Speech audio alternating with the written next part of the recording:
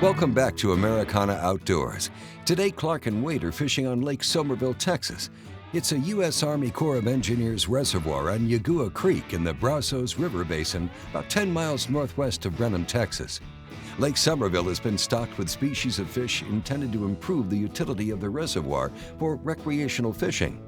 When I went to college at Texas A&M, about 30 miles north of Lake Sommerville, Lake Sommerville was kind of one of the lakes that you fished when you were at A&M. And I spent a lot of time on this lake. It's an incredibly good white bass fishery. It's got tons of bait in it. They catch a lot of crappie, they catch a lot of catfish here.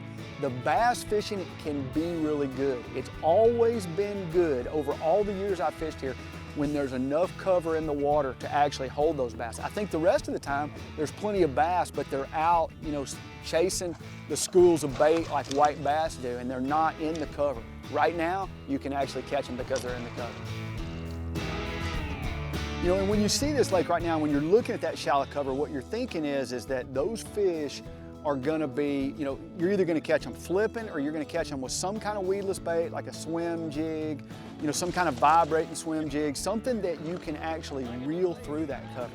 And flipping really probably was the best technique. It felt like the kind of day that something like a swim jig would work really well, but I think they were probably just locked down on beds. And when they're locked down on beds, they just won't chase a bait and bite it like they should.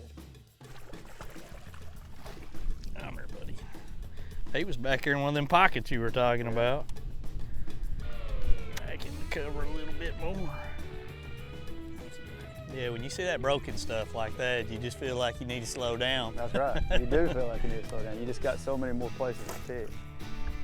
The technique we really used today the most was flipping. And when I say flipping, we use fluorocarbon line. Both of us favor fluorocarbon line. I was using a Tournament ZX flipping rod, arachnid reel to really be able to wind that line up fast. And what we notice is when you get a bite in that shallow water, that fish is coming at you really fast.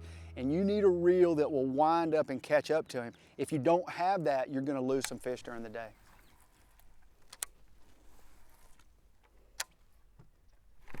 Get him one. That's a good one. Little better bass there. Yeah. Get up there. Son. Look at the belly on that guy. That just makes me happy right there. It just makes you giggle, doesn't it? Makes you giggle.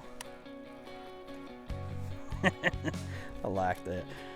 When you get on a good flipping bite, that's just so hard to not enjoy, isn't it? I love it because it's like, it's hands-on combat. It's kind of the way I see it is. You've got to make good pitches and a lot of them. It's not one cast every once in a while. It's actively making a good presentation to get a bite. Yeah, it's my favorite way to catch them. It's hard to catch them like that a lot of times nowadays, though. It just seems like people have gotten, pretty dialed into all the techniques and the places to find them that when you get on a good flipping bite, it's something that I just get so excited about. Right in. Come out of there, buddy. Same kind of bite I had on that other one, Clark. I just picked up and just barely there. And that just happens during the spawn a lot. Yeah. That's just one of those kind of characteristic things. One of those things you got to learn your way through and understanding as a fisherman even that this is, is what's going on. I know when I can remember fishing in Texoma, and I was like, God, these fish are just barely biting one time. Then I finally figured out what was going on when I was a lot younger. And once you learn that and get a feel for it, it helps you to understand it that every year, this time of the year, that's what's gonna go down. As far as the bait selection goes, we're just fishing a small creature bait. For me personally, I'm throwing a Strike King Rage Bug, but just something small, green pumpkin.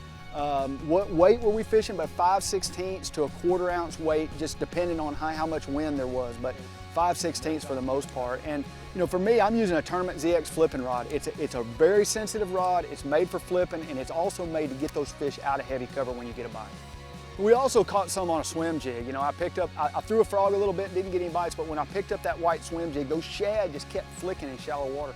It felt like they should really chase that bait. And we did get some bites on it. It seemed like they started biting better and better as the day went on.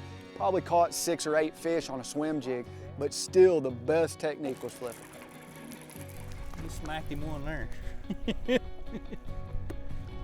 That's a little guy, but I picked up a swim jig just to, you know, there's a lot of shad moving around. We've seen a lot of little kind of flipping around, and it just seems like, you know, maybe they'll bite a winding bait. We've got a great day for it.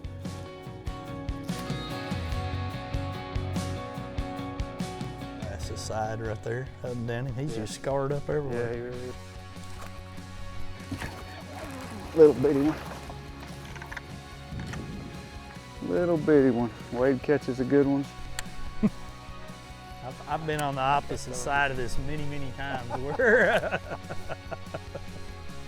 And it could always turn. it turns pretty quick. I've learned enough fishing with you that you don't wake the sleeping monster.